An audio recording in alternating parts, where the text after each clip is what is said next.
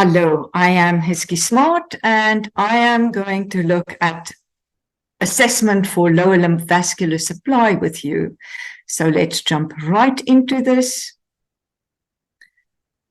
And we are going to look at the integration of vascular assessment as part of diabetic VIP foot assessment, explore the different methods to determine vascular supply, and I made a small mnemonic that I'm calling PEDI for today. And we are going to incorporate clinical features as part of our assessment so that we have a holistic perspective of what is going on with our patient in real time. The etiology of the diabetic foot formation is usually associated with vascular supply, infection, or the presence of peak plantar pressure. Vascular supply for us is the one that we would like to do first. So let's jump into the PEDI. We are going to palpate for a lower limb foot pulse, and that is being done by either looking at the dorsalis pedis or the posterior tibial. Dorsalis pedis is quite easy on the dorsum of the foot. Posterior tibial is a little bit more tricky. You need to slide your hand over the anterior of the leg towards the medial, and you need to palpate for the pulse, waiting for that pulse to come to your finger and not press down. If you have that palpation and you could feel it in your fingers, you know that you'll have at least 80 millimeters of mercury blood supply available to that foot, and that it is sufficient. We also have Dopplers, and our Doppler is used to give us an audible signal that we can interpret towards blood supply assessment. Typically, we would like to look at the curvature of an ECG, P, QRS, and a T component. If we have all three of those, we are dealing with a triphasic pulse. In biphasic pulses, we've lost the T. In monophasic pulses, we lost the P and the T. We are only left with the QRS complex. So first we do this on the dorsalis pedis artery, and then we go to the posterior tibial. The third artery is the peroneal, which is on the lateral side of the malleolus, and that one may be a little bit more tricky. We would like to have at least 2 of the 3 pulses assessed on pulse sounds for making a clinical decision. So listen to this. What do we have here? It sounds like 1.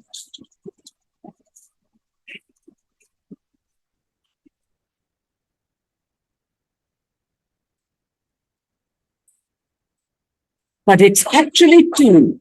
So do not be scared to move your throat to get the highest quality signal that you can obtain. So for this assessment, take a bit of time, relax, and get the best quality signals you can to do this assessment. Listen to this. That's only a QRS complex.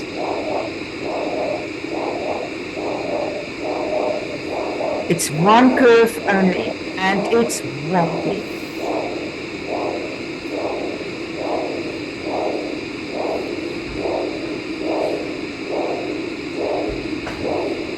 This is also 1 sound, but better. Look at the monitor. Distinct 1 sound.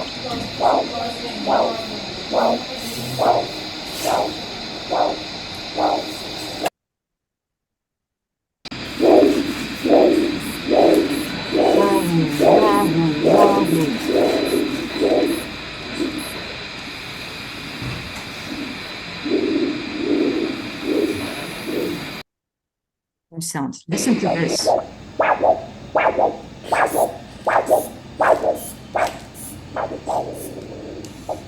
P, QRS, T.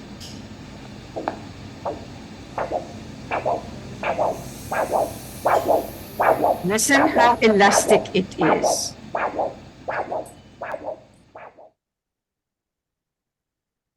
So, ankle brachial pressure index. Now we are moving into the eye territory, the indices. That is the ankle brachial pressure index or a toe pressure index.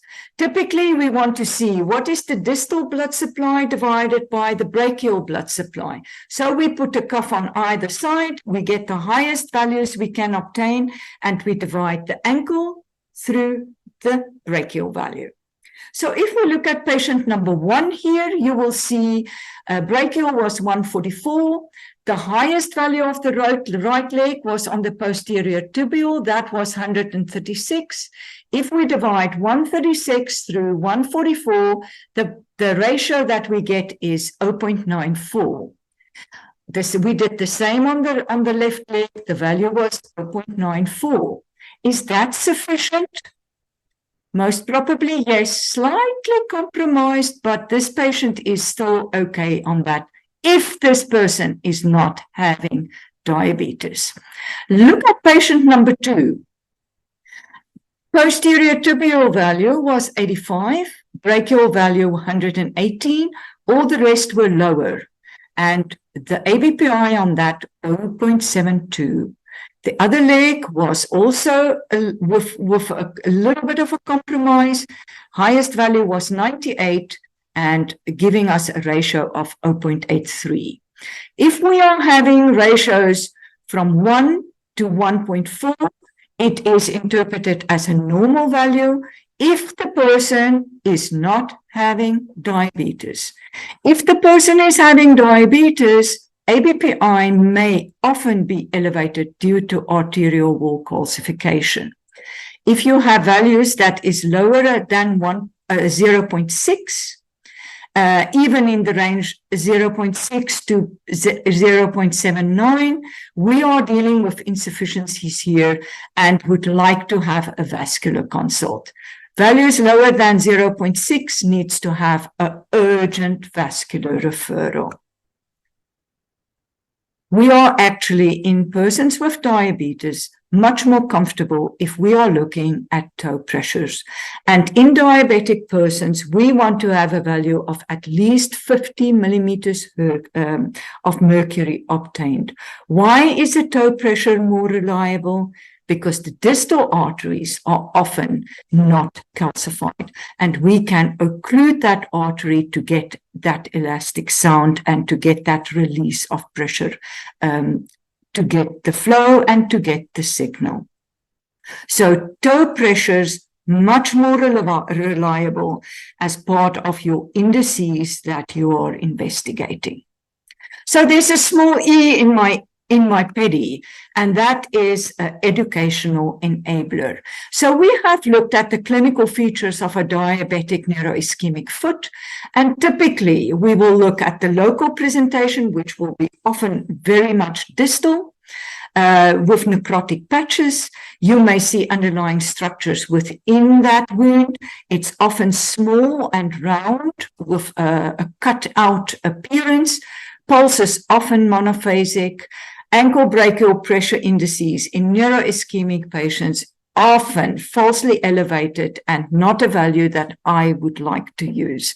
I would rather go to transcutaneous oximetry, and often these patients are also in the vascular consult group, often, more often than not. There's often a contralateral temperature difference with the affected limb that is more cool, and definitely some toenail abnormalities, foot deformities.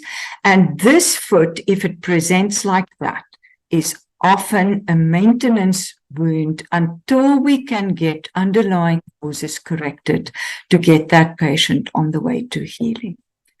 Very important to look at the patient with a diabetic foot ulcer as a whole person, determine what is going on that foot, what are the quality of that pulse sounds that you are having, and then looking at what is the next steps that you need to follow for this patient. And thank you very much that I could have been part of this segment.